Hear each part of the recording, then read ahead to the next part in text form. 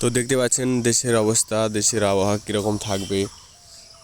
তো আজ জানিয়ে দেব বাংলাদেশের আবহাওয়া কীরকম থাকবে, কোথায় কীরকম ঝড় বৃষ্টি হওয়ার সম্ভাবনা রয়েছে, পানি হবে কি না সেটাও জানিয়ে দেবো বিস্তারিত।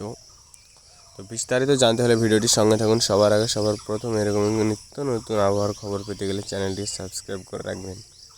তো দেখে নিই এক নজরে যে খুলনা, ঢাকা, কলকাতা, এইদিকে চিটাগং, এইসব এলাকাগুলো পুরো আকাশ মেঘাচ্ছন্ন থাকবে, পুরো মেঘে ঢাকা থাকবে।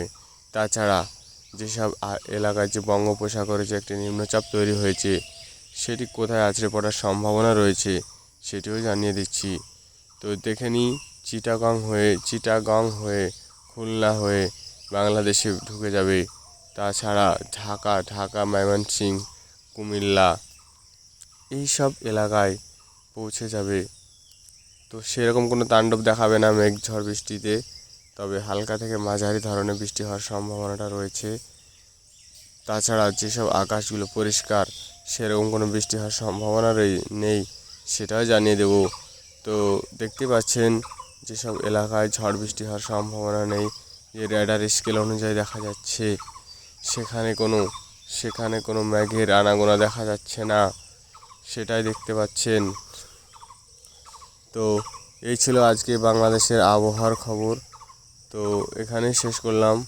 এছাড়া আমরা পরবর্তী যে আবহাওয়ার আপডেট আসবে সেটি আপনাদেরকে সঙ্গে সঙ্গে জানিয়ে দেব।